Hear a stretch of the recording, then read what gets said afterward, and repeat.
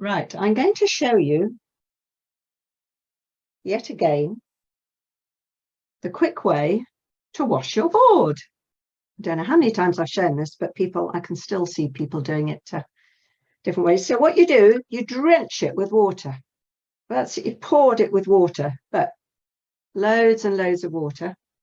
Get a sponge with all that water, splosh it around, so you're reactivating all that paint. And I promise you, I've done this on a board that's been sitting there for weeks.